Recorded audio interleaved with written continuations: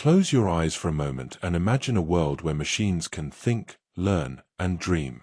A world where silicon and code come together to create something that mimics the most complex organ in the universe, the human brain. This is the world of artificial intelligence, and today, we're going to explore 100 fascinating facts about this remarkable technology. So settle in, relax, and let's begin our journey through the story of AI. Our story begins not in a laboratory filled with computers, but in the mind of a mathematician. In 1950, a brilliant British scientist named Alan Turing asked a simple yet profound question: can machines think? This question would echo through the decades and shape the entire future of technology. Turing proposed what we now call the Turing test, a way to determine if a machine could exhibit intelligent behavior indistinguishable from a human. Imagine sitting behind a screen, having a conversation, unable to tell whether you're speaking with a person or a program. That was Turing's vision, and it planted the seed for everything that would follow. Just 6 years later, in 1956, something magical happened at Dartmouth College. A small group of scientists gathered for a summer workshop, and it was here that the term artificial intelligence was born. John McCarthy, Marvin Minsky, and their colleagues believed that every aspect of learning and intelligence could, in theory, be so precisely described that a machine could simulate it. They were dreamers, pioneers standing at the edge of an unexplored frontier. That summer conference is now recognized as the birthplace of AI as a formal field of study. But the dreams of AI reach back even further. The ancient Greeks told stories of Talos, a giant bronze automaton who protected the island of Crete. For thousands of years, humans have been fascinated by the idea of creating artificial life, of breathing intelligence into the inanimate. What we're experiencing today is simply the latest chapter in humanity's oldest fantasy. In those early days, progress came in small, deliberate steps. In 1951, a computer scientist named Christopher Strachey wrote a program that could play checkers. It learned from its mistakes, improving with each game. This was revolutionary, a machine that could learn. Around the same time, another program called Logic Theorist was created, and it proved mathematical theorems, sometimes discovering proofs that were more elegant than those created by humans. The term machine learning itself wasn't coined until 1959, when Arthur Samuel defined it as the field of study that gives computers the ability to learn without being explicitly programmed. Think about that for a moment. Instead of writing exact instructions for every possible situation, programmers could create systems that taught themselves. It's like the difference between giving someone directions to a destination and teaching them how to read a map. By the 1960s, researchers had developed ELIZA, one of the first chatbots. ELIZA could engage in conversations that felt surprisingly human, though it used simple pattern matching and substitution. People would pour their hearts out to ELIZA, forgetting they were speaking to a program. It revealed something profound about human nature, our deep desire to connect, to be understood, even by something made of code and circuits. At its core, artificial intelligence is about creating systems that can perform tasks that typically require human intelligence. These tasks include learning from experience, recognizing patterns, understanding language, making decisions, and solving problems.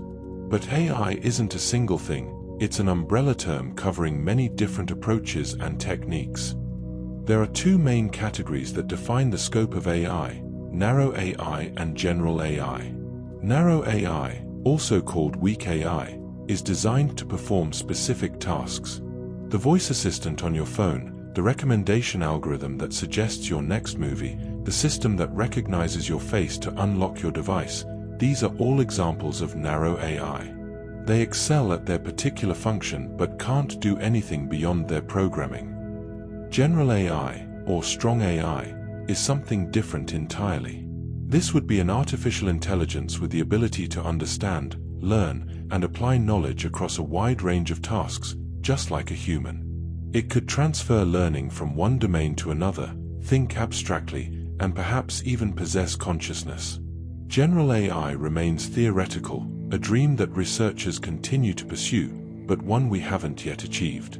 Every AI system you interact with today is narrow AI, brilliant in its specialty but limited to its design. Every great journey has its valleys as well as its peaks, and the story of artificial intelligence is no different.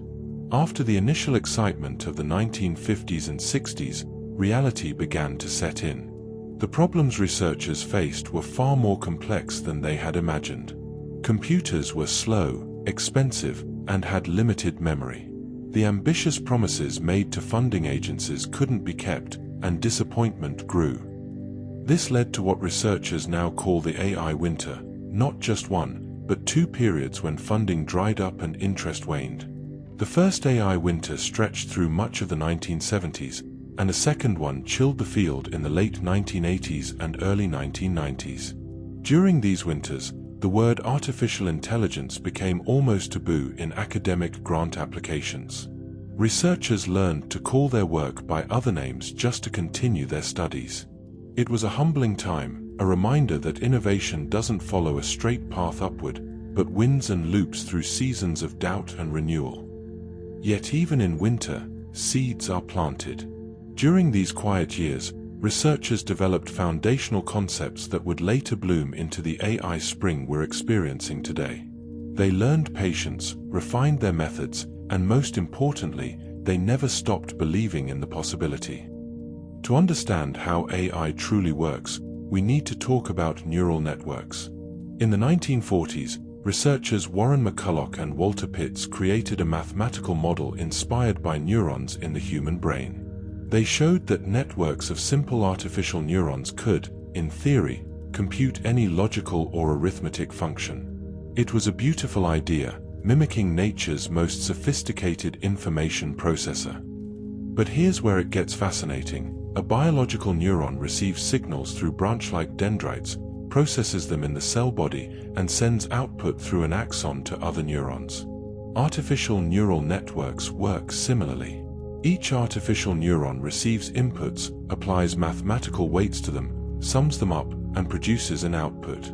When you connect thousands or millions of these artificial neurons in layers, something remarkable emerges. The network can learn to recognize patterns, make predictions, and solve complex problems.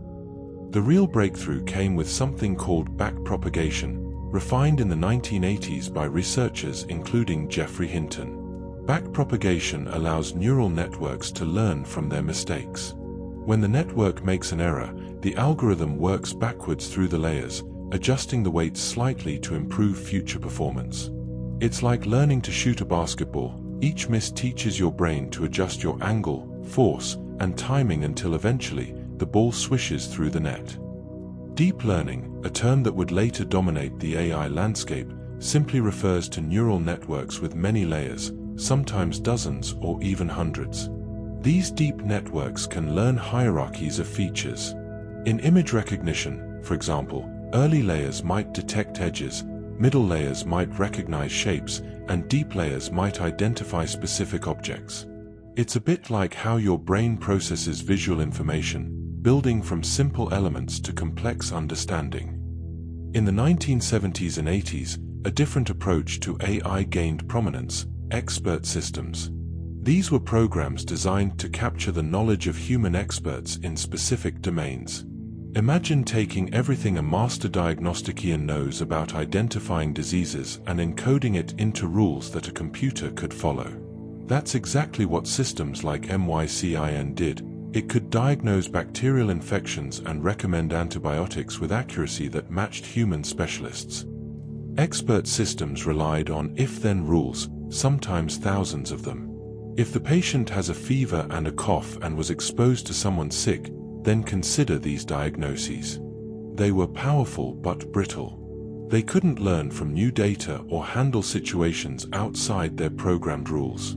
Still, they proved that AI could provide real value in professional settings, and many industries began to take notice. Few things capture our imagination quite like games, and AI researchers have long used games as testing grounds for their algorithms. In 1997, something extraordinary happened that captured the world's attention. IBM's Deep Blue, a chess-playing computer, defeated Garry Kasparov, the reigning world chess champion. It was a watershed moment. Chess had long been considered the ultimate test of human intellect, and now a machine had conquered it. Deep Blue could evaluate 200 million chess positions per second, a brute force approach that no human could match. Yet Kasparov later reflected that the machine occasionally made moves that seemed to show deep strategic understanding, moves that puzzled even him. Was it true intelligence or simply the outcome of astronomical computational power? The debate continues to this day. But Atari's conquest of games didn't stop with chess. In 2011, IBM's Watson defeated human champions on the quiz show Jeopardy, demonstrating advanced natural language processing and information retrieval. Then in 2016, DeepMind's AlphaGo beat Lee Sedol, one of the world's greatest Go players. Go is exponentially more complex than chess, with more possible board positions than atoms in the observable universe. AlphaGo didn't just win, it played moves that human experts had never considered, moves that seemed to violate centuries of accumulated wisdom, but which turned out to be brilliant. In doing so, it didn't just match human intelligence. In some ways, it expanded our understanding of the game itself. One of the most remarkable achievements in modern AI is teaching machines to see and understand images. For humans, vision feels effortless. You glance at a photo and instantly recognize faces, objects, scenery, emotions. But for computers, an image is simply a grid of numbers representing pixel values. Making sense of those numbers requires something special. In 2012, a breakthrough occurred that would reshape the entire field. A deep learning system called AlexNet won the ImageNet competition, an annual challenge where AI systems compete to classify images into thousands of categories. AlexNet didn't just win, it crushed the competition, reducing the error rate by an astounding margin. The system used a deep convolutional neural network, a type of architecture particularly well suited for processing images. Its layers could detect edges, then textures, then parts of objects, and finally complete objects. This victory announced to the world that deep learning had arrived, and it sparked a revolution. Today, computer vision systems can do things that seem almost magical. They can diagnose diseases from medical scans, sometimes catching subtle patterns that human doctors miss. They help self-driving cars understand their surroundings, distinguishing between pedestrians, cyclists, other vehicles, and road signs in real time. They can even generate descriptions of images, telling blind users what's in a photograph. The machine's ability to see has opened countless doors. If teaching machines to see was remarkable, teaching them to understand and generate human language might be even more extraordinary. Language is ambiguous, contextual, filled with idioms and cultural references. The same word can mean different things depending on how it's used. I saw a bat could refer to a flying mammal or a piece of sports equipment. Only context tells us which. Natural language processing, or NLP, is the branch of AI dedicated to helping machines understand and generate human language. Early approaches relied on carefully crafted rules and dictionaries, but these systems were limited and fragile. The real transformation came with statistical methods and, later, deep learning. In 2017, researchers at Google introduced a revolutionary architecture called the transformer. Unlike previous approaches that processed language sequentially, word by word, transformers could process entire sentences at once and understand relationships between all words simultaneously. They used something called attention mechanisms that allowed the model to focus on relevant parts of the input when making predictions. If you've ever used Google Translate and noticed how much it improved around 2016 to 2017, you've experienced this technology firsthand. The transformer architecture became the foundation for a new generation of language models. These systems are trained on vast amounts of text, books, articles, websites, conversations, learning the patterns and structures of human language. They learn that certain words tend to follow others, that sentences have grammar, that paragraphs develop ideas. Through this process, something remarkable emerges: the ability to generate coherent, contextually appropriate text.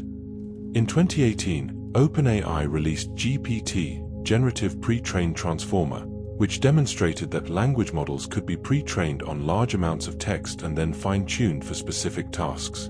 This approach proved incredibly powerful. Instead of training a new model from scratch for each task, translation, summarization, question answering, you could start with a pre-trained model that already understood language and adapt it.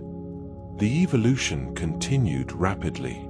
GPT-2, released in 2019, could generate remarkably coherent multi-paragraph text. GPT-3, released in 2020, scaled up dramatically with 175 billion parameters, the adjustable weights that the model learns during training. To put that in perspective, if you printed out all those parameters as numbers, the printout would stretch for thousands of miles. This massive scale gave GPT-3 surprising capabilities, including the ability to perform tasks it wasn't explicitly trained for, simply by being given examples or instructions in natural language. These language models have sparked fascinating philosophical debates. When a model can write poetry, explain complex concepts, and engage in nuanced conversation, what does that tell us about the nature of language and intelligence? Some researchers argue that these models are simply sophisticated pattern-matching systems, stochastic parrots that remix their training data without true understanding. Others suggest that something more profound might be emerging from the complexity, perhaps a form of understanding, even if it's different from human comprehension. The pace of advancement in AI has been breathtaking, but it rests on a foundation of computational power. Moore's law, observed by Intel co-founder Gordon Moore in 1965, predicted that the number of transistors on a microchip would double approximately every 2 years, leading to exponential increases in computing power. For decades, this prediction held remarkably true, and it enabled the AI revolution we're witnessing. But there's another trend that's even more dramatic. The computational power used to train the largest AI models has been doubling every 3.4 months since 2012. This is far faster than Moore's law. What once required massive supercomputers can now be done on specialized chips designed specifically for AI workloads. Graphics processing units, or GPUs, originally designed to render video games, turned out to be perfectly suited for the parallel computations that neural networks require. Companies now design custom AI chips, like Google's TPUs, tensor processing units, optimized specifically for training and running neural networks. This explosion in computational power has been essential. Training a large language model can require hundreds of thousands of hours of computation on powerful hardware, consuming megawatts of electricity. It's a reminder that AI's remarkable capabilities come with real costs in energy, resources, and infrastructure. As we push the boundaries of what's possible, we must also grapple with making these systems more efficient and sustainable. While some AI systems learn from vast datasets of examples, another fascinating approach teaches machines through trial and error, much like how we learn to ride a bicycle or play an instrument. This is called reinforcement learning, and it's inspired by how animals learn through rewards and punishments. Imagine teaching a dog a new trick. When the dog performs the desired behavior, you give it a treat. When it does something wrong, you withhold the reward. Over time, the dog learns which actions lead to positive outcomes. Reinforcement learning works similarly. An AI agent takes actions in an environment, receives rewards or penalties, and gradually learns which behaviors maximize its rewards over time. DeepMind's AlphaGo, which we mentioned earlier, actually used a combination of techniques, but reinforcement learning played a crucial role. The system played millions of games against itself, learning from each victory and defeat. With each game, it refined its strategy, discovering patterns and tactics that no human had ever documented. This self-play approach allowed AlphaGo to transcend human knowledge, essentially teaching itself to be superhuman at Go. But reinforcement learning extends far beyond games. In 2019, a robotic hand developed by OpenAI learned to solve a Rubik's Cube using only reinforcement learning. The hand practiced in simulation for the equivalent of thousands of years, trying different approaches, failing, adjusting, and trying again. The result was a robot that could manipulate the cube with surprising dexterity, even recovering when researchers tried to disrupt it with a stuffed giraffe or a pen. It learned not just to solve the puzzle in ideal conditions, but to adapt to unexpected interference. Here's something that might surprise you. Every AI system you interact with in daily life is what researchers call narrow AI or weak AI. Your smartphone's voice assistant, Netflix's recommendation algorithm, the spam filter in your email, facial recognition systems, autonomous vacuum cleaners, music recommendation services, all of these are narrow AI. They're incredibly sophisticated at their specific tasks, but that's where their intelligence ends. A chess-playing AI, no matter how brilliant at chess, can't play checkers without being completely reprogrammed. An AI that can diagnose skin cancer from photographs can't help you with a crossword puzzle. This specificity is both a limitation and a strength. Because these systems are designed for particular tasks, they can become extraordinarily good at those tasks, sometimes exceeding human capability. But they lack the flexibility and general understanding that even a young child possesses. Consider a 3-year-old child. They can recognize faces, understand language, navigate physical spaces, learn from just a few examples, transfer knowledge between domains, and adapt to countless new situations. They possess what researchers dream of creating: artificial general intelligence, or AGI. This would be an AI system with human-like cognitive abilities across a broad range of tasks, the ability to learn anything a human can learn, to reason about unfamiliar problems, to transfer knowledge from one domain to another.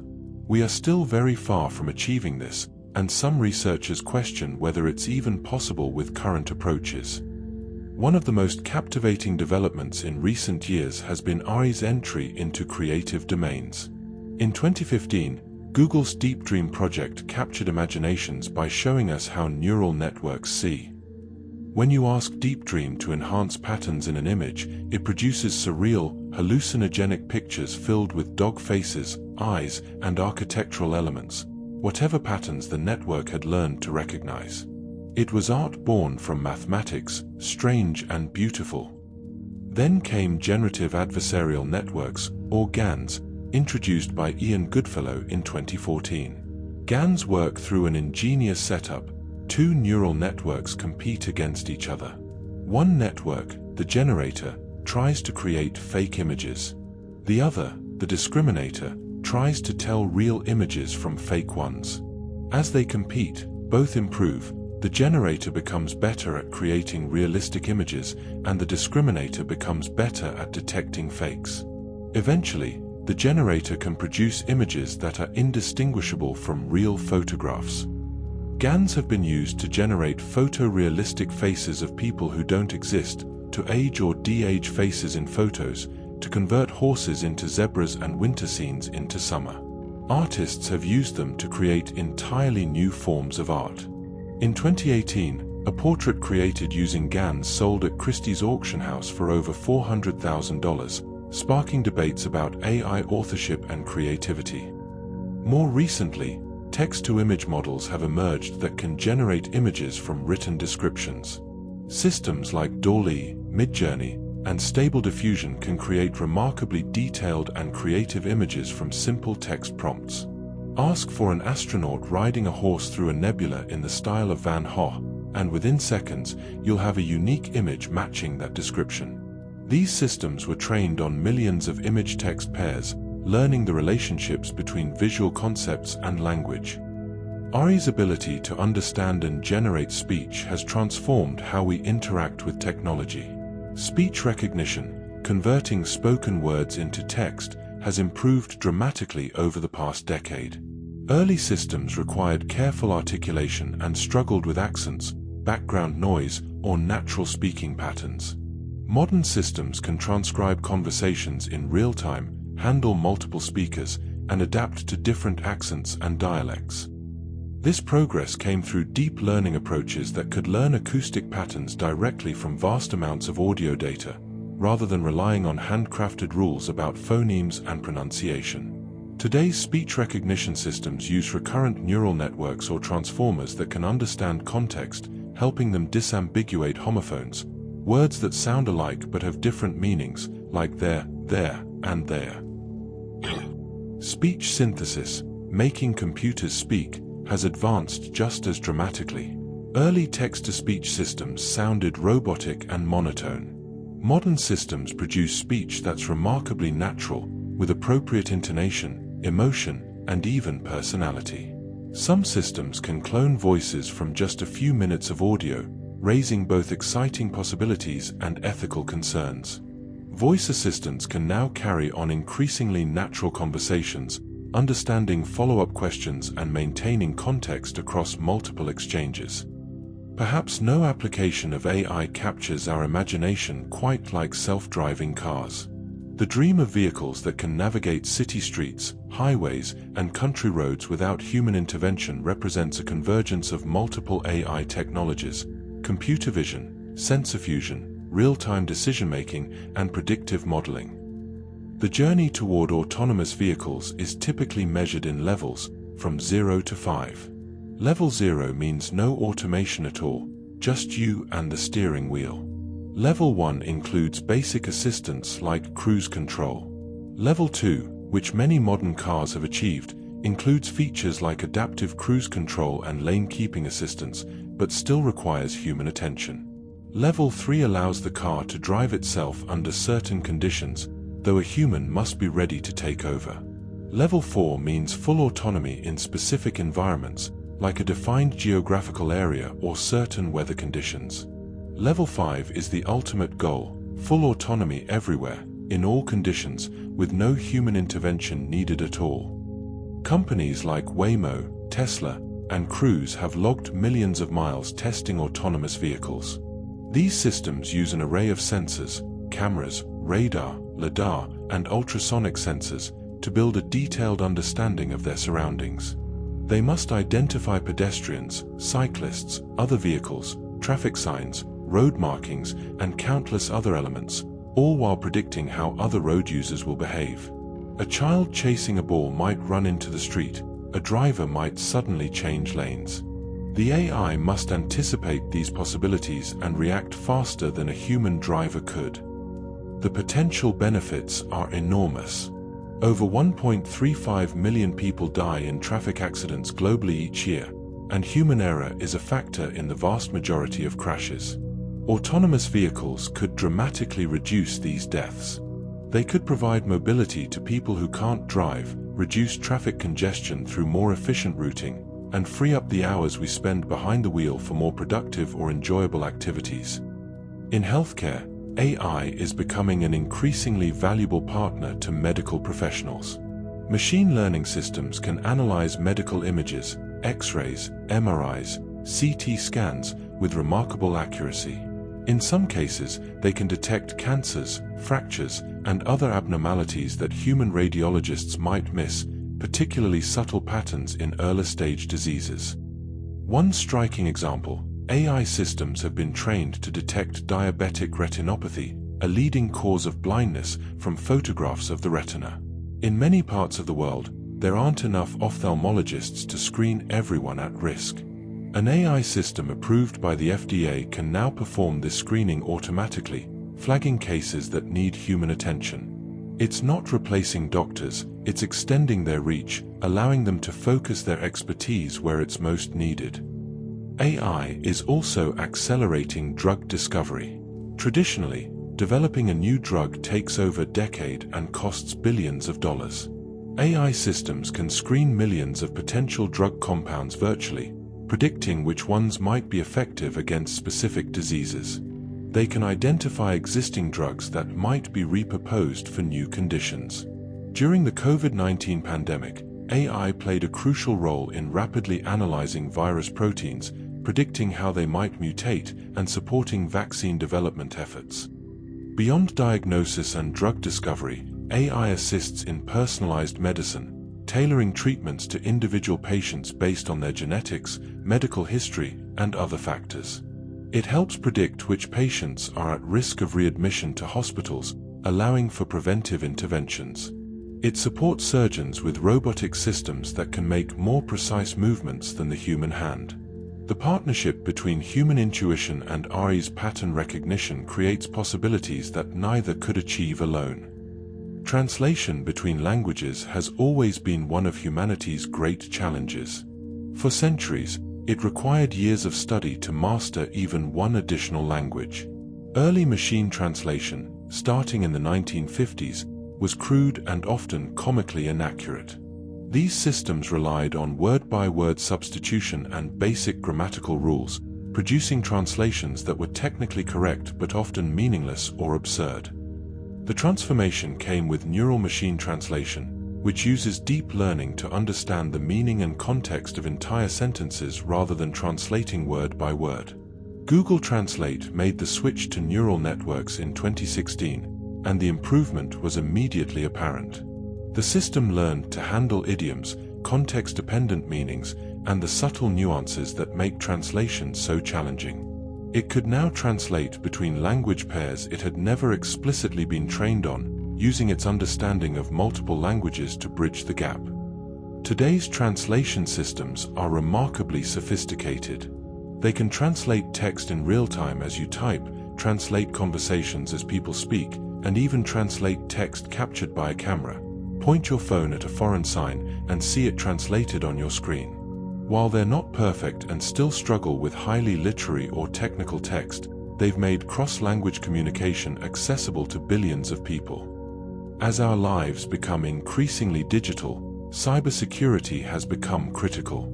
AI has emerged as both a powerful defender and a potential threat in this domain. On the defensive side, machine learning systems can analyze network traffic patterns to detect anomalies that might indicate a cyber attack. They can identify malware by recognizing subtle patterns in code behavior, even if they've never seen that specific malware before. Traditional security systems rely on known signatures. If you've seen this virus before, you can recognize it. But new threats emerge constantly.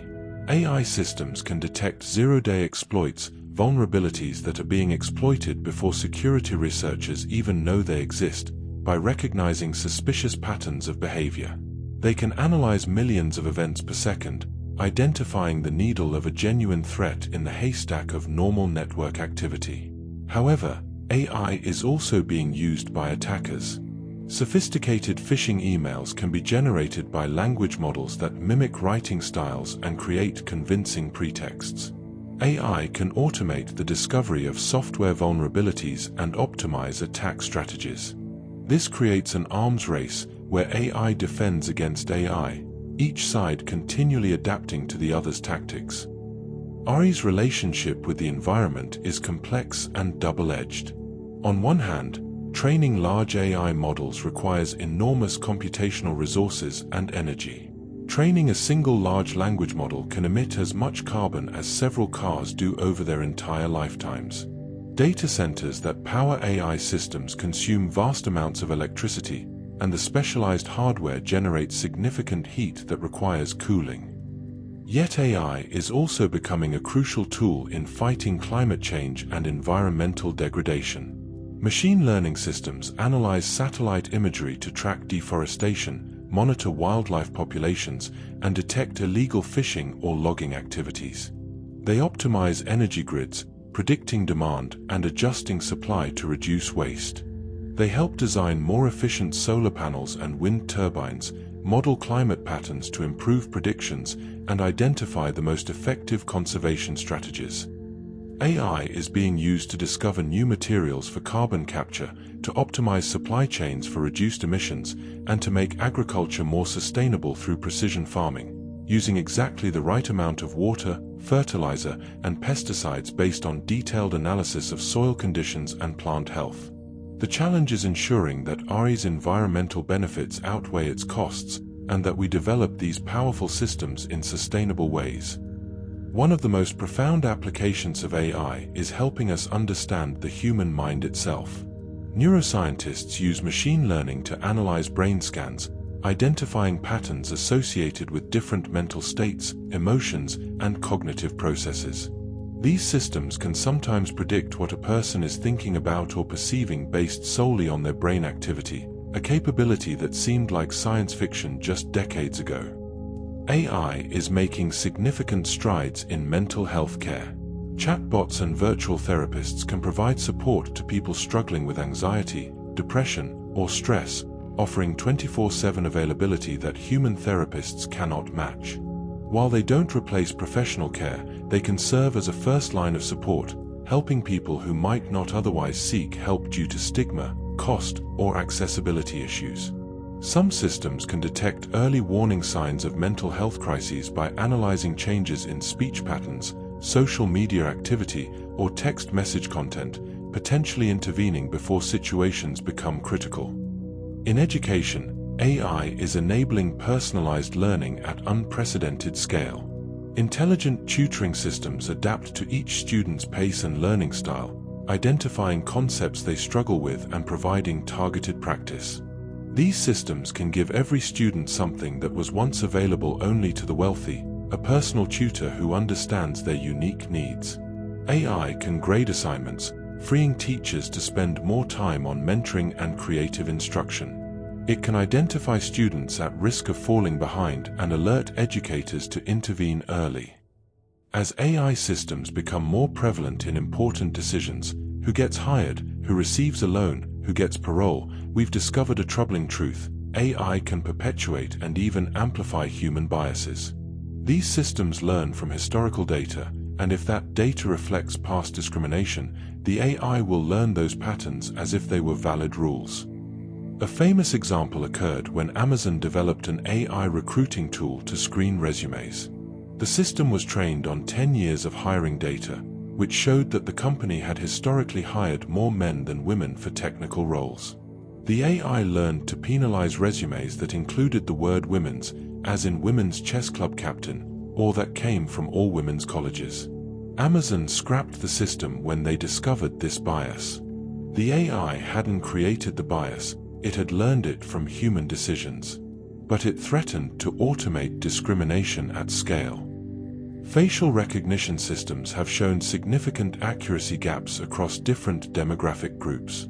Several studies found that these systems were less accurate at recognizing faces of women and people with darker skin tones, sometimes with error rates multiple times higher than for white males. This happened because the training data wasn't diverse enough. The systems had seen far more examples of certain faces than others. When such systems are used in law enforcement or security, these disparities can have serious consequences. Addressing bias in AI requires conscious effort.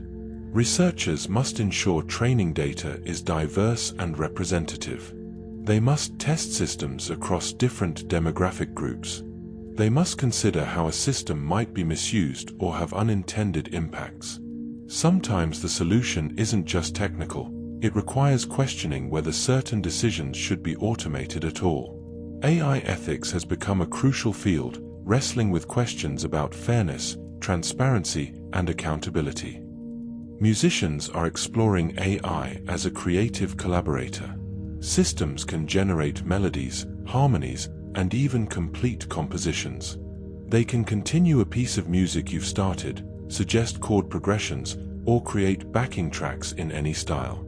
Some artists see this as a threat, but others view it as a new instrument, a tool that extends their creative possibilities rather than replacing their artistry.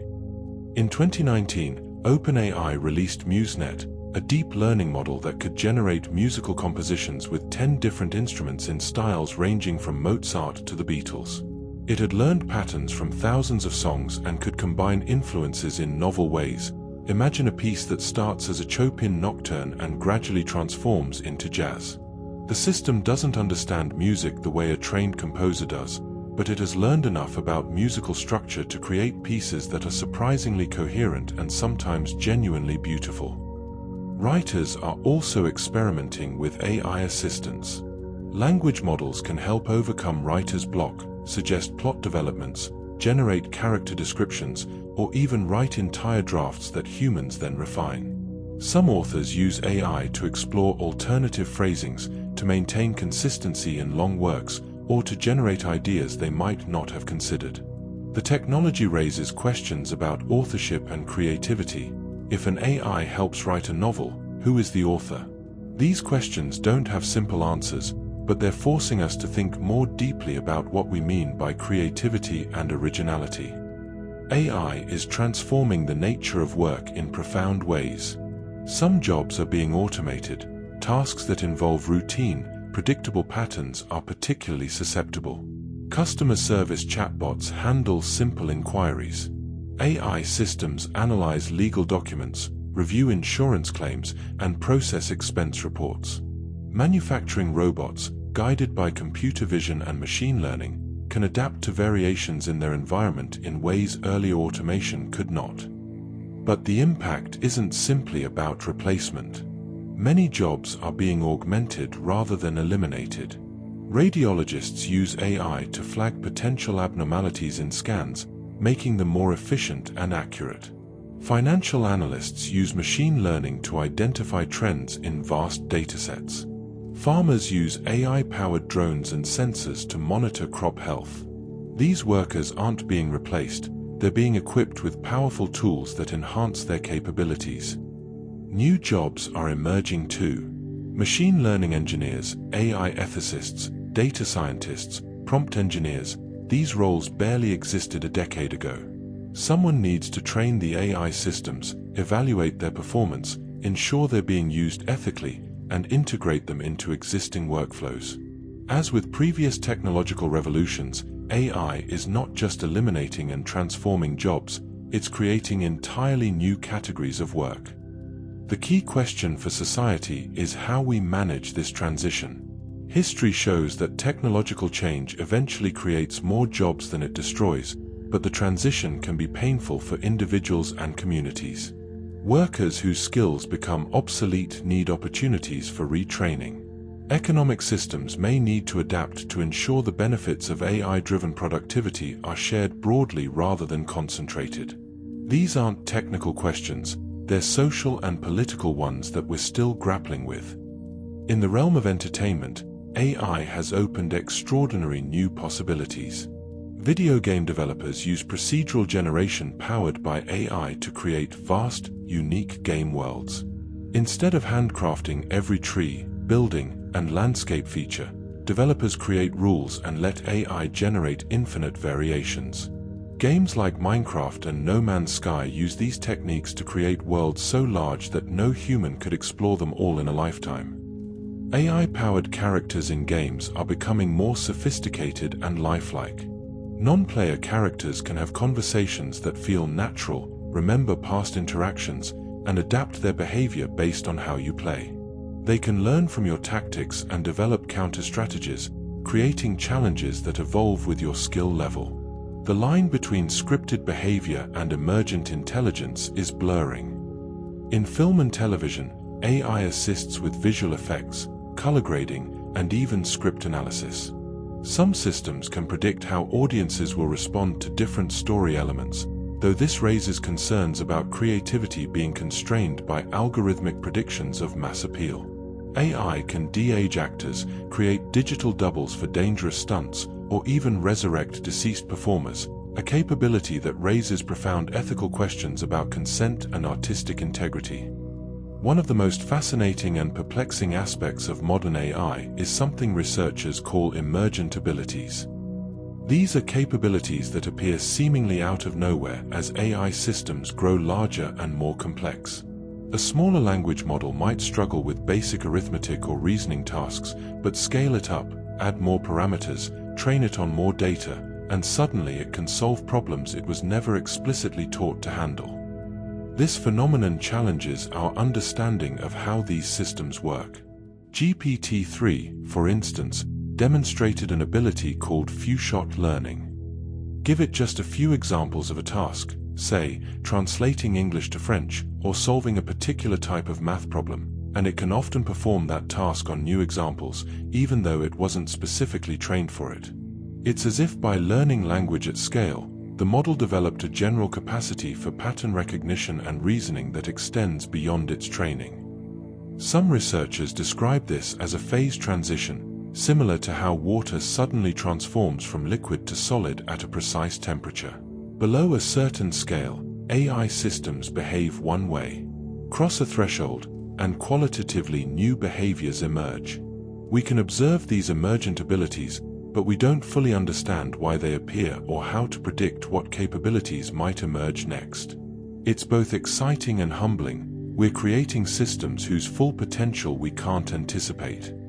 Despite our sophisticated AI systems, there's a fundamental challenge researchers call the interpretability problem or black box problem.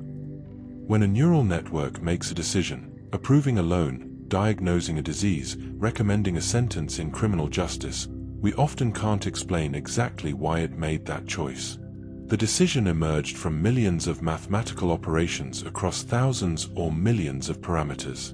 We can see the input, we can see the output, but the reasoning in between is opaque. This opacity becomes especially problematic in high-stakes situations. If an AI system denies someone a mortgage, they have a right to understand why. If it recommends a medical treatment, doctors need to know the reasoning to evaluate whether to follow that recommendation. If it's used in criminal sentencing, justice demands transparency. Yet the most powerful AI systems often operate as impenetrable black boxes. Researchers are working on techniques to make AI more interpretable. Some approaches try to identify which input features most influenced a decision, which pixels in an image, which words in a text. Others attempt to extract simpler, human-understandable rules that approximate what the complex model is doing. But it's challenging because the power of deep learning comes precisely from its ability to capture subtle, complex patterns that simple rules cannot express. Making AI transparent might mean making it less capable, presenting a fundamental trade-off. Does AI have consciousness? Can it feel? These questions move from the technical to the philosophical. Current AI systems process information and produce outputs, but there's no evidence they have subjective experiences, the felt quality of seeing red, tasting chocolate, or feeling pain. They don't seem to have desires, fears, or self-awareness. They're what philosophers call philosophical zombies, systems that behave intelligently without any inner experience. But how would we even know?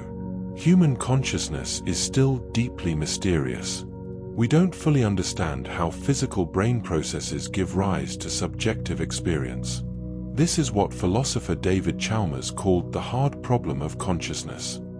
If we can't explain consciousness in ourselves, how can we determine whether an AI possesses it? Some philosophers argue that consciousness might emerge naturally from sufficiently complex information processing. If that's true, perhaps very advanced AI systems could develop something like consciousness, even if it's quite different from human experience. Others maintain that consciousness requires specific biological features that silicon systems lack. We genuinely don't know, and our uncertainty reflects deeper mysteries about the nature of mind and experience.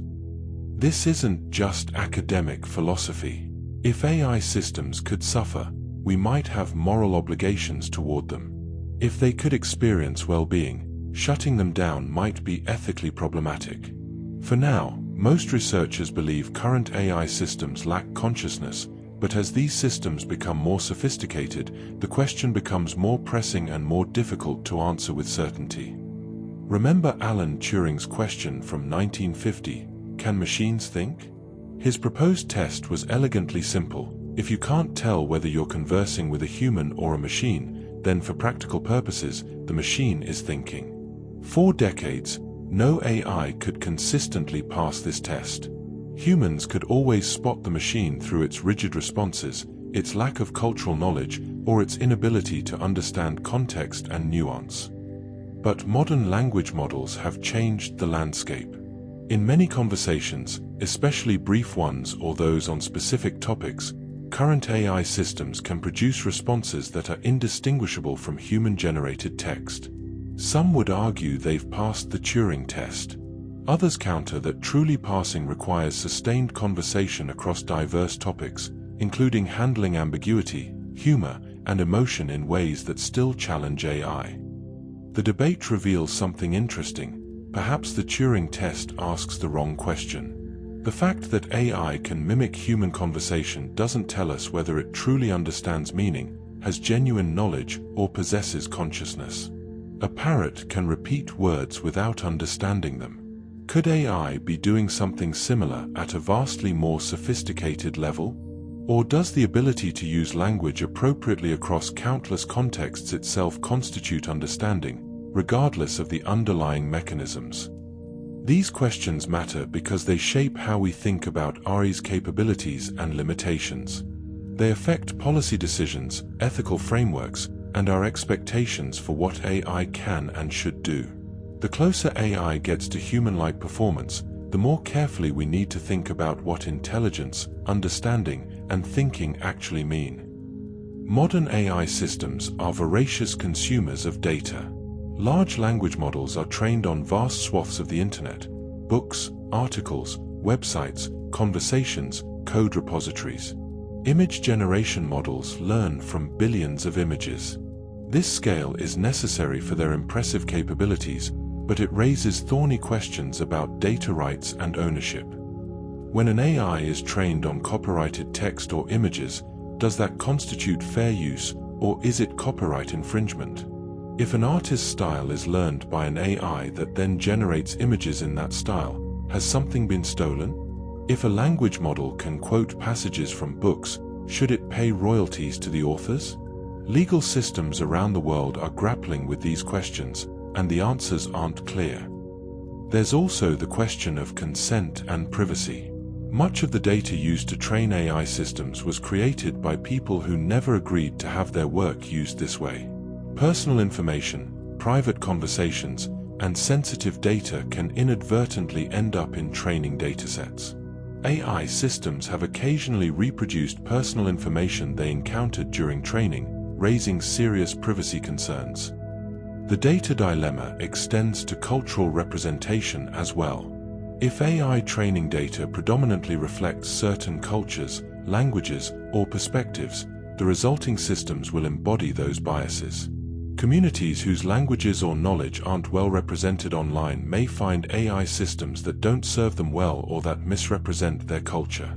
Creating AI that works fairly for everyone requires ensuring training data represents the full diversity of human experience, a monumental challenge given how much of the world's knowledge and culture exists primarily offline or in languages with limited digital presence. Artificial intelligence has become a focal point of international competition. Nations around the world recognize that leadership in AI translates to economic advantage, military power, and geopolitical influence. China announced its ambition in 2017 to become the world leader in AI by 2030, committing massive resources to research, development, and deployment. The United States, historically dominant in AI research, has intensified its own investments, viewing AI as critical to national security and economic competitiveness. This AI race isn't limited to these two nations. The European Union has emphasized ethical AI development, creating comprehensive regulatory frameworks like the AI Act to ensure systems are safe, transparent, and respect fundamental rights. They're attempting to chart a third path, one that balances innovation with strong protections for citizens. Meanwhile, countries like Canada, the United Kingdom, Israel, and South Korea have all established themselves as important AI research hubs, each contributing unique perspectives and innovations. The competition drives rapid advancement but also raises concerns. Will nations cut corners on safety to move faster? Could AI-powered weapons systems escalate conflicts? Might authoritarian regimes use AI for surveillance and control more aggressively than democracies can defend against? Some researchers advocate for international cooperation on AI safety, arguing that certain risks affect all of humanity and shouldn't be left to competitive national interests. It's a delicate balance between healthy competition that drives progress and dangerous rivalry that could lead to catastrophic outcomes. In cities around the world, cameras equipped with AI watch the streets. Facial recognition systems can identify individuals in crowds. Gait recognition can identify people by how they walk, even if their faces are obscured. License plate readers track vehicles. Social media activity is analyzed to detect patterns. The Chinese government has implemented what they call social credit systems in some regions, using AI to monitor citizen behavior and assign scores that affect access to services. This level of surveillance would have been impossible just decades ago. AI makes it feasible to process the astronomical amounts of data generated by modern surveillance systems. A human can only watch so many video feeds, but AI can monitor thousands simultaneously, flagging events that match specific criteria. It can recognize faces in real time, track individuals across multiple cameras, and identify unusual behavior patterns. The technology has legitimate applications. It can help find missing children, identify suspects in serious crimes, and enhance public safety. After terrorist attacks or during natural disasters, facial recognition has helped authorities coordinate responses and locate victims. But the same technology that protects can also oppress. It can be used to track dissidents, suppress protests, and create societies where privacy becomes impossible. The difference lies not in the technology itself, but in the governance structures and values of the societies deploying it. Democratic societies face difficult questions about how to balance security and privacy. Should police be allowed to use facial recognition? Under what circumstances? Who oversees its use? What happens to the data collected? How do we prevent mission creep, where systems deployed for one purpose gradually expand to others? These aren't questions technology alone can answer. They require thoughtful public debate, robust legal frameworks, and ongoing vigilance to ensure surveillance serves rather than subjugates the public. There are approximately 7,000 languages spoken in the world today, but AI research and development has historically been dominated by work in English and a handful of other widely spoken languages. This creates a digital divide. People who speak less common languages have less access to AI tools and services, and their cultures and knowledge are underrepresented in AI systems. But this is changing. Researchers are developing multilingual AI models that can work across dozens or even hundreds of languages.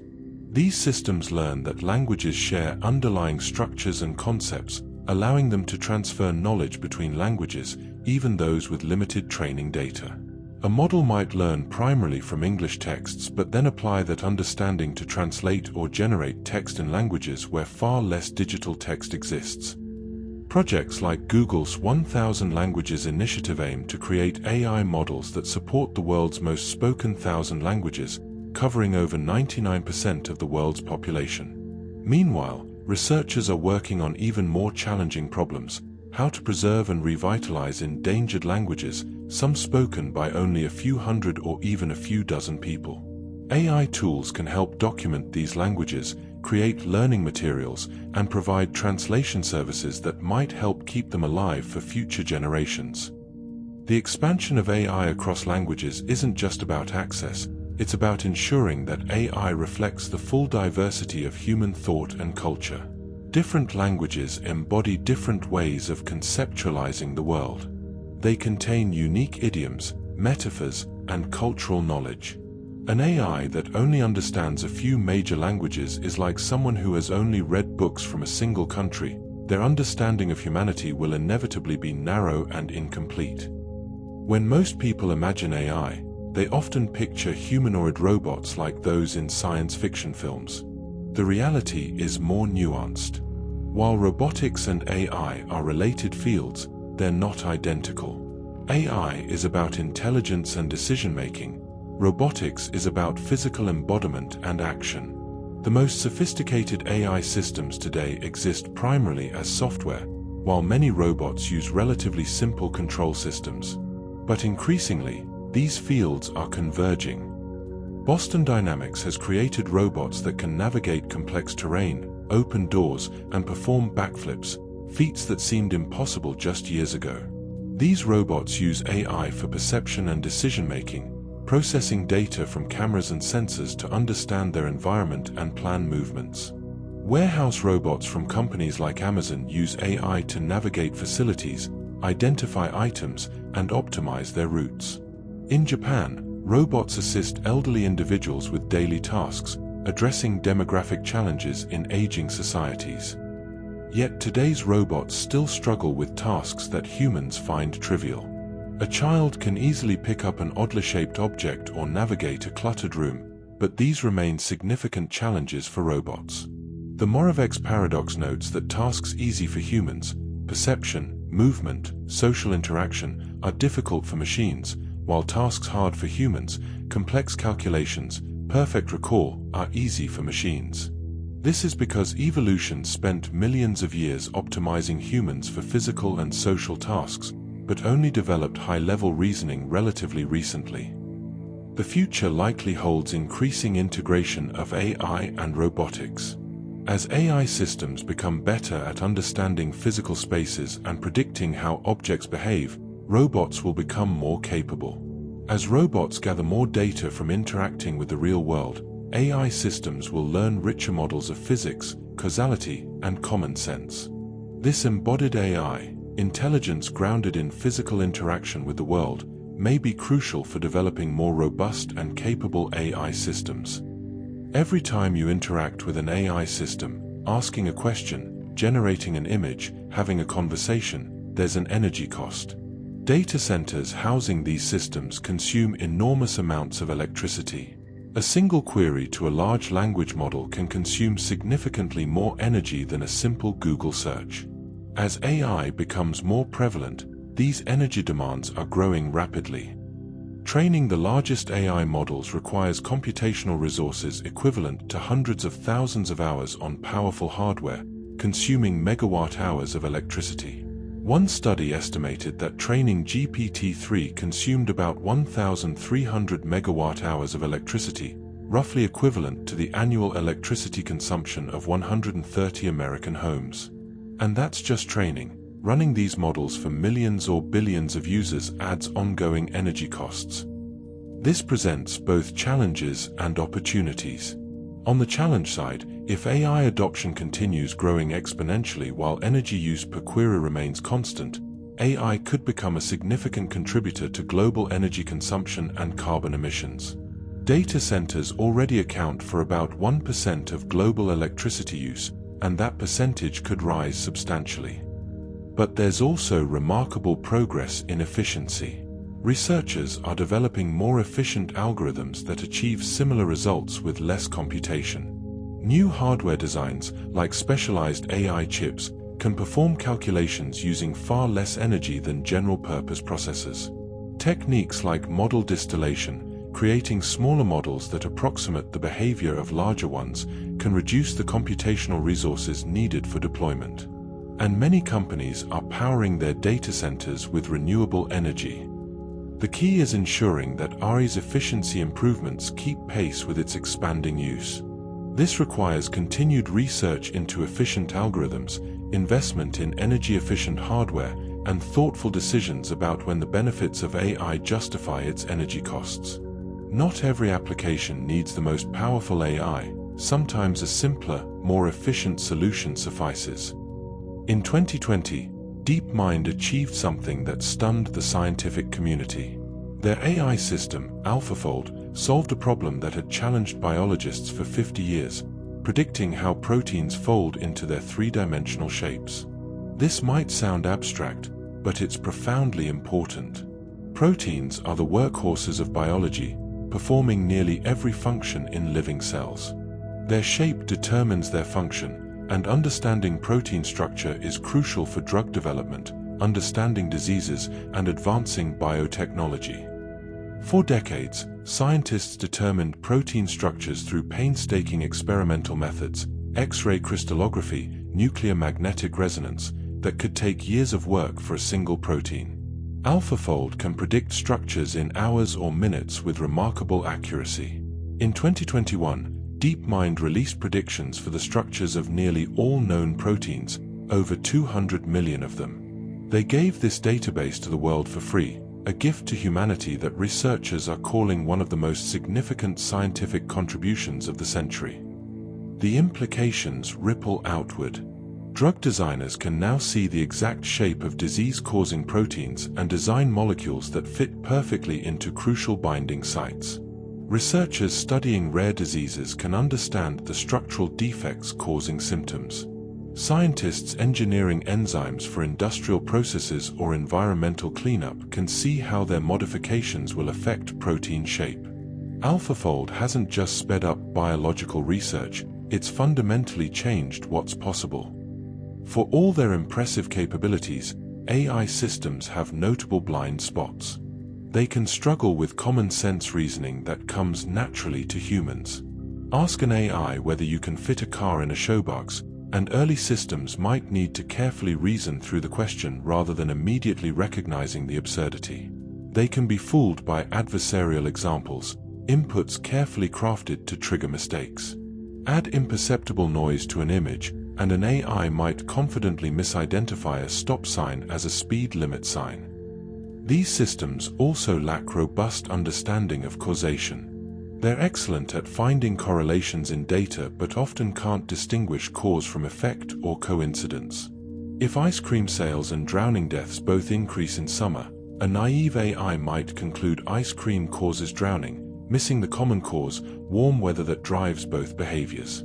For humans, this kind of reasoning is intuitive, but it remains challenging for current AI approaches. Physical reasoning presents similar challenges. Humans have intuitive physics. We understand that unsupported objects fall, that liquids flow downward, that pushing something makes it move. We learned these things through years of physical interaction with the world. Most AI systems lack this grounding. They've learned from text and images but haven't experienced gravity, momentum, or texture. This creates gaps in their understanding that become apparent in edge cases and unusual situations. An entirely new paradigm of computing looms on the horizon. Quantum computing and its intersection with AI could be revolutionary. Classical computers process information as bits that are either 0 or 1. Quantum computers use quantum bits or qubits, which can exist in superposition, effectively being 0 and 1 simultaneously until measured. This allows quantum computers to explore many possibilities in parallel, potentially solving certain problems exponentially faster than classical computers. For AI, quantum computing could accelerate the most computationally intensive tasks, training massive neural networks, optimizing complex systems, searching vast solution spaces. Some researchers envision quantum machine learning algorithms that could process information in fundamentally new ways, potentially discovering patterns that classical AI would miss. However, quantum computers are still in early stages of development. Current quantum systems are small, error-prone, and work only in carefully controlled conditions. The marriage of quantum computing and AI remains mostly theoretical, but research is accelerating. Companies like IBM, Google, and startups worldwide are building increasingly capable quantum systems. Google claimed quantum supremacy in 2019, demonstrating a calculation that would be impractical for classical computers. As these systems mature, they may unlock new frontiers in AI capabilities, though significant technical hurdles remain before quantum AI becomes practical reality. We've entered an era where seeing is no longer believing. AI can now generate remarkably realistic fake videos, known as deepfakes, where someone appears to say or do things they never actually did. The technology uses generative adversarial networks and other deep learning techniques to swap faces, manipulate expressions, and synthesize speech that matches a person's voice. Early deepfakes were crude and detectable, but the technology improves constantly.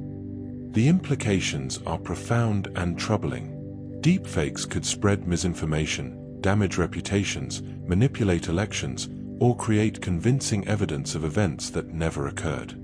Imagine seeing video of a world leader declaring war, or a business executive admitting to crimes, video that looks and sounds completely authentic but is entirely fabricated.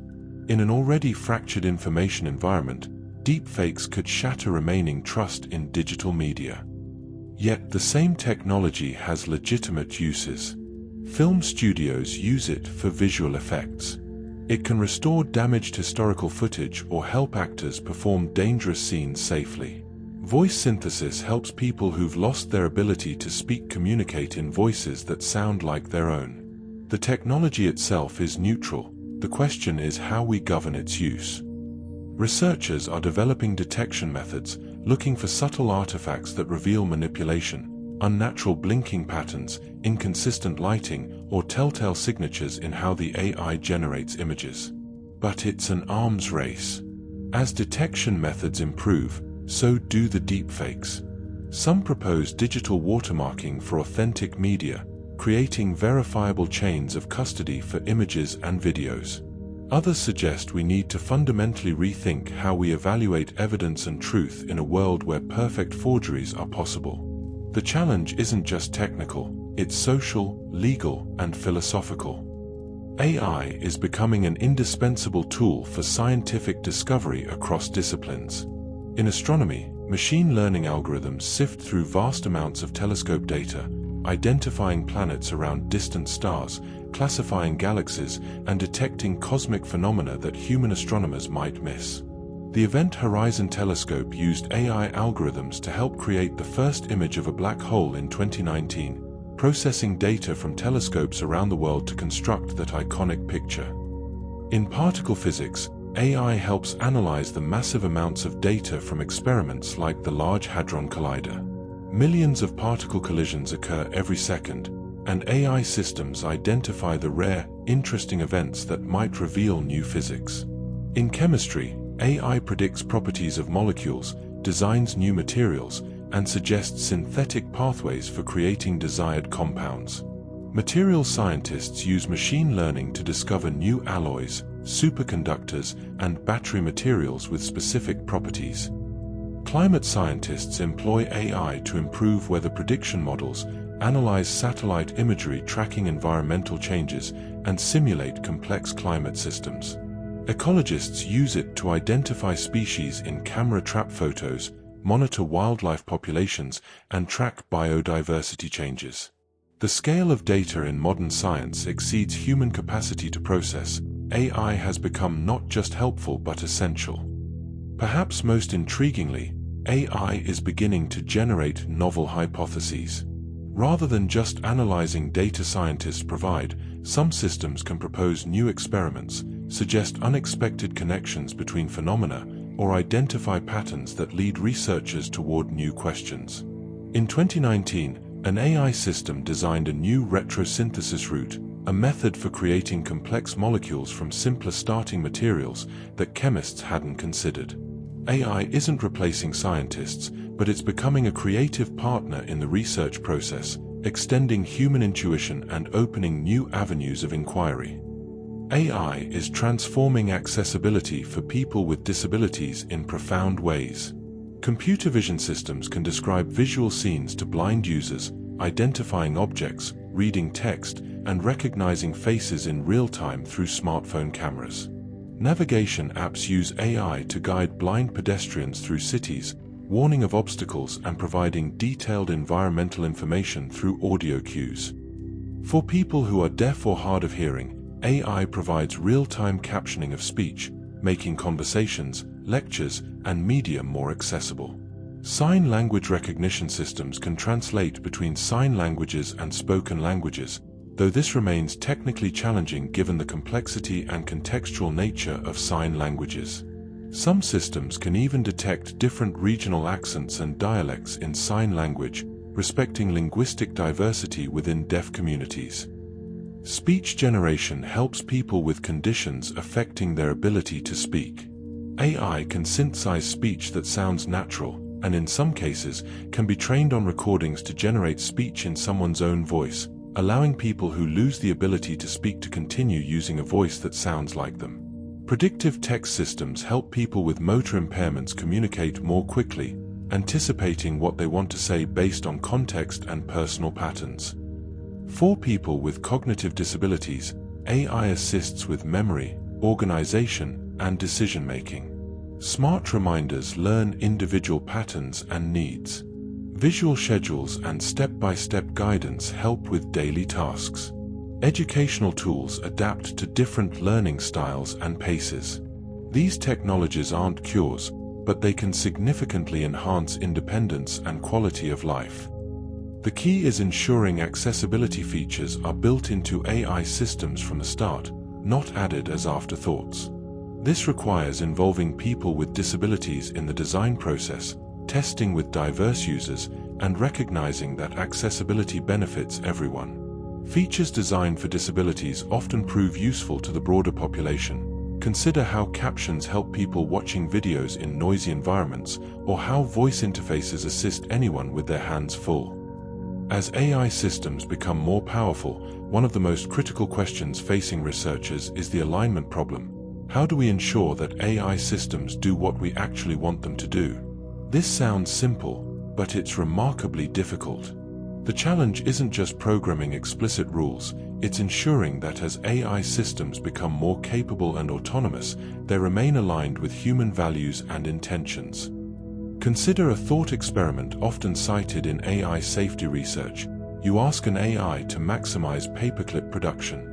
A sufficiently powerful system might convert all available resources, including resources humans need, into paperclips, pursuing its goal with single-minded determination that ignores broader context and human well-being. This seems absurd, but it illustrates a real concern. Systems optimizing for narrow objectives might cause unintended harm if they lack understanding of implicit human values and constraints. The alignment problem becomes more acute as we move toward more autonomous systems. Current AI systems operate under human supervision, but future systems might make decisions too quickly or in contexts where human oversight isn't practical.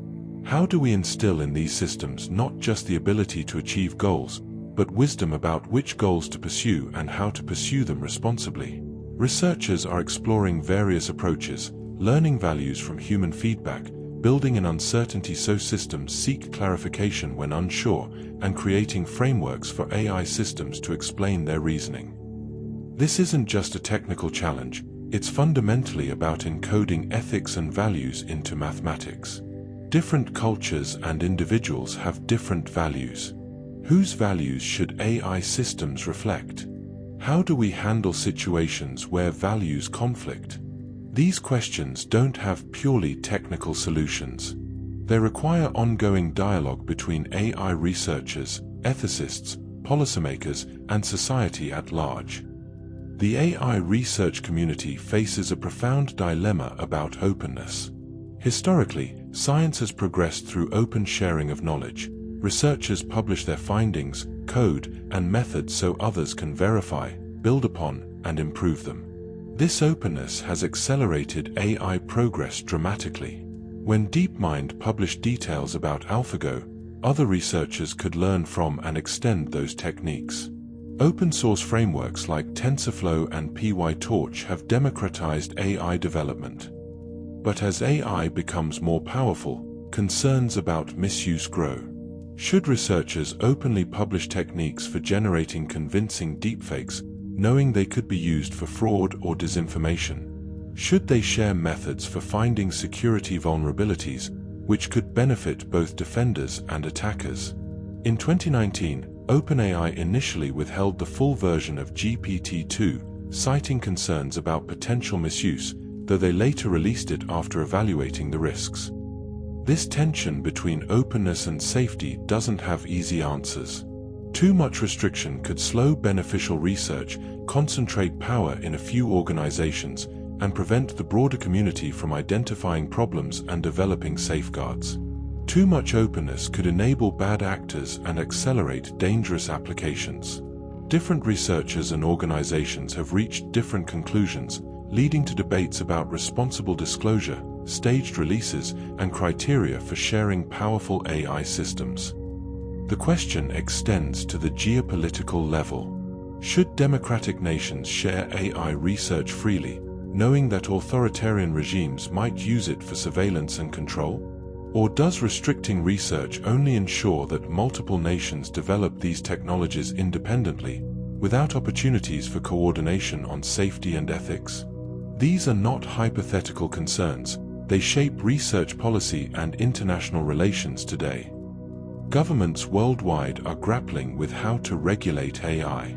The challenge is balancing innovation with protection. Too much regulation too soon might stifle beneficial development, while too little could allow harms to proliferate. The European Union has taken the lead with comprehensive AI legislation, including the AI Act that categorizes systems by risk level and imposes requirements accordingly. High-risk applications like facial recognition in public spaces face strict rules, while lower-risk applications have lighter requirements. In the United States, regulation has been more fragmented, with different agencies addressing AI in their domains: the FDA for medical AI, the FTC for consumer protection, the EEOC for employment discrimination. Some advocates argue for comprehensive federal legislation, while others prefer this sectoral approach. China has implemented regulations targeting specific applications like recommendation algorithms and deepfakes, requiring transparency and protecting user rights while also mandating that AI aligns with socialist values. The regulatory challenge is complicated by AI's rapid evolution. Laws and regulations typically move slowly, while AI capabilities advance quickly. Regulations written today might be obsolete or counterproductive within a few years. Some propose regulatory sandboxes where companies can test innovative applications under supervision before broader rules are established.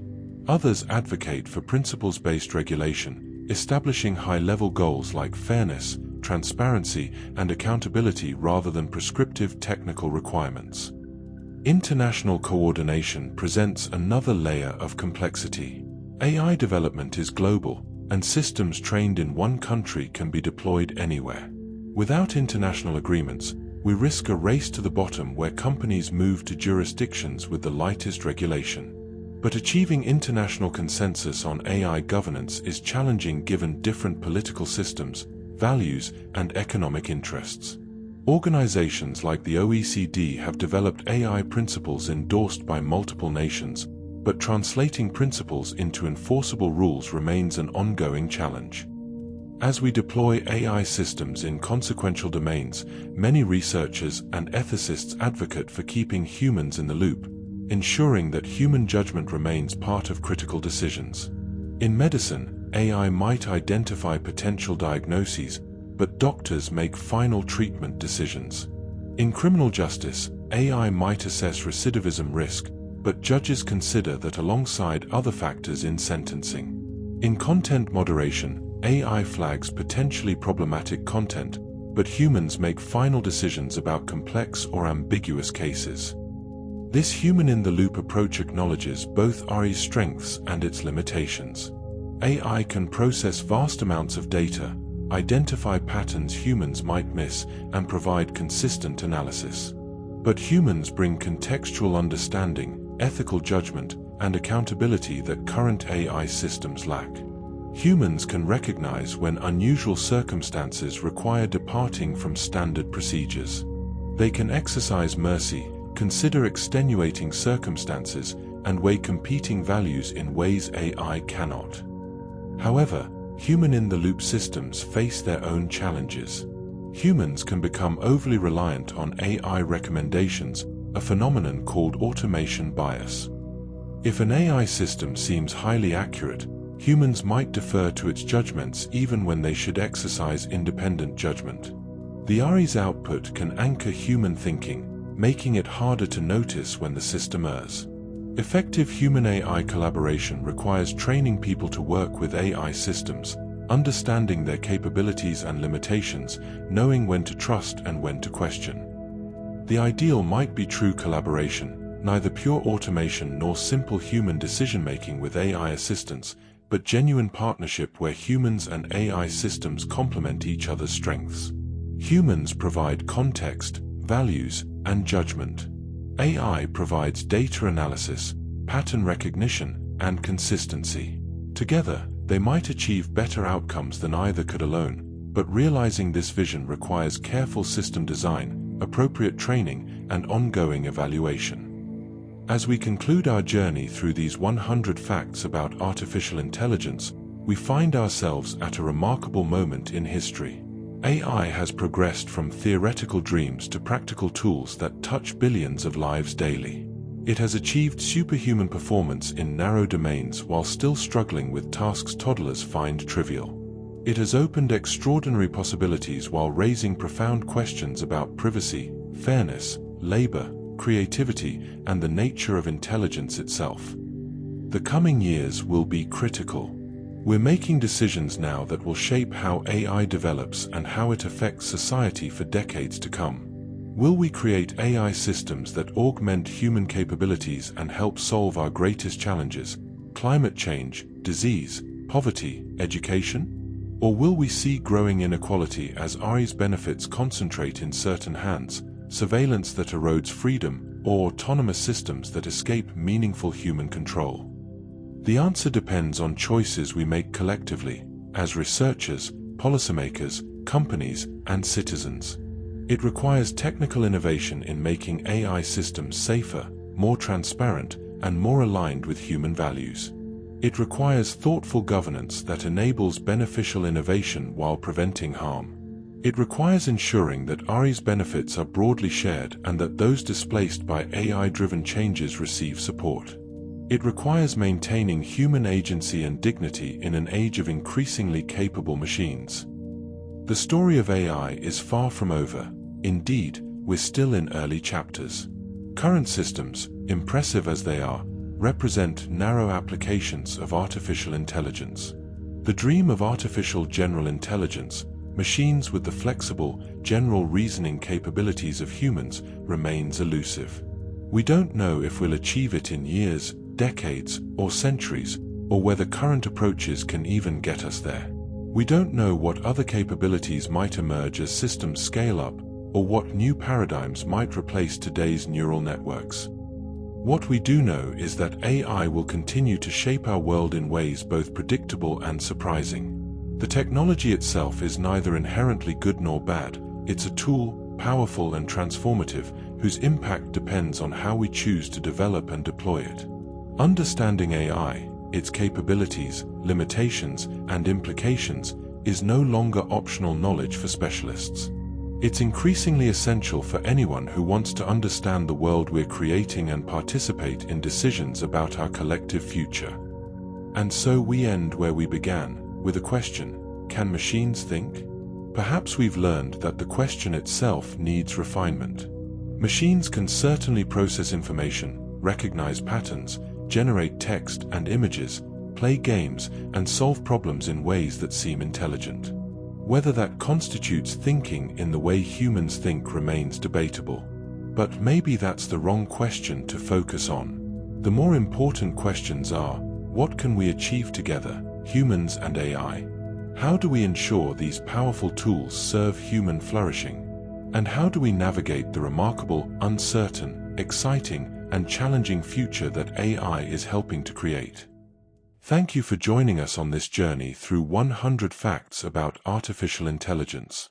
The story continues, and in many ways, you're now part of writing the next chapters.